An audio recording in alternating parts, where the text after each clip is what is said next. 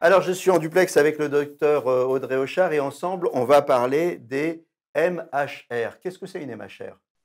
Alors, une MHR, c'est une maladie hémorragique rare. Les maladies hémorragiques rares sont des maladies génétiques qui prédisposent au saignement. Dans ces types de maladies, le saignement peut être spontané, c'est-à-dire que même en l'absence de traumatisme ou de chute, le malade peut saigner dans une articulation ou dans un muscle. Et dans d'autres formes de maladies moins sévères, les saignements peuvent être provoqués, c'est-à-dire par exemple en cas de traumatisme minime ou de chute ou de chirurgie ou en cas d'extraction d'une dent par exemple, le malade peut avoir un saignement inhabituel.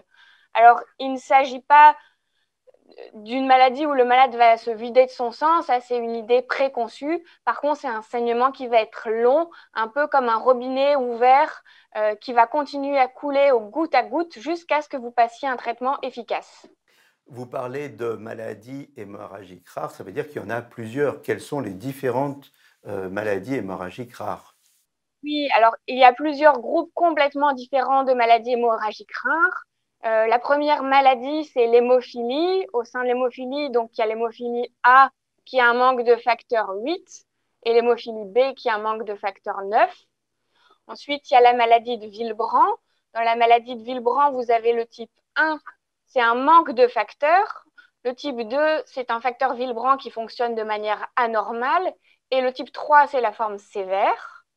Vous avez un troisième groupe de maladies qui concerne les pathologies des plaquettes.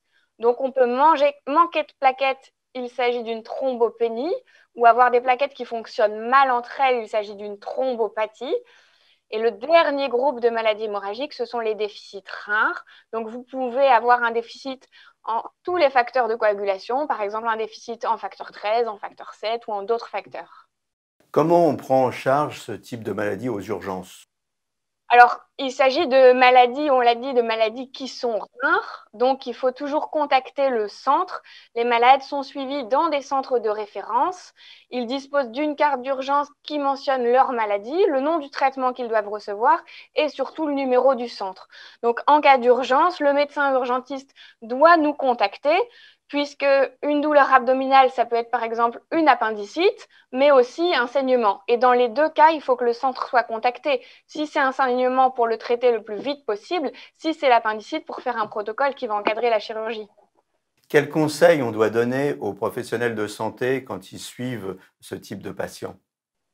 Alors, ceux des centres sont bien habitués. Les professionnels de santé qui sont moins habitués et qui ne connaissent pas beaucoup ces maladies hémorragiques qui sont rares, alors il y a plusieurs sites qu'ils doivent consulter. Il y a le site de la filière MEMO, la filière des maladies hémorragiques, qui est en libre accès où vous avez toutes les informations. Et surtout, il y a des PNDS, qui sont les protocoles nationaux de diagnostic et de soins, qui sont en libre accès sur le site de l'HAS. Vous en avez un par type de maladie hémorragique et à l'intérieur, c'est rédigé en français, en libre accès. Vous avez vraiment toutes les informations nécessaires pour compléter la prise en charge en plus de celle du centre spécialisé. Qu'est-ce qu'il y a comme progrès qu'on peut annoncer dans la prise en charge des maladies rares à l'occasion de cette journée mondiale de l'hémophilie?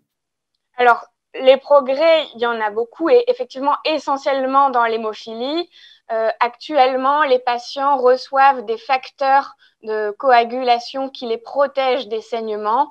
Dans les progrès actuels, les facteurs ont des demi-vies de plus en plus longues pour diminuer le nombre d'injections nécessaires et être mieux protégés. Dans les deuxièmes progrès, il y a des études pour avoir des facteurs dans des voies différentes, par exemple en sous-cutané. Il y a d'autres traitements où ce n'est pas des injections de facteurs, mais c'est des anticorps qui imitent le rôle du facteur. Et il y a aussi des études cliniques de thérapie génique. Donc en ce moment, il y a vraiment beaucoup de progrès et beaucoup de recherches dans ces maladies. Une dernière précision pour le grand public qui n'est pas familier avec ces maladies. Vous parlez beaucoup de facteurs. Qu'est-ce que c'est un facteur?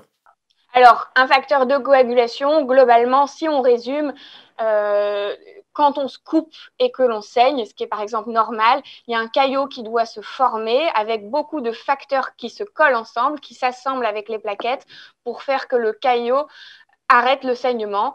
Et le facteur de coagulation, c'est un des éléments qui contribue au caillot, dirons-nous. Eh bien, merci Audrey Auchard pour toutes ces précisions concernant donc ces maladies rares. Et puis, on vous donne rendez-vous pour la prochaine journée de l'hémophilie. À bientôt! Au revoir.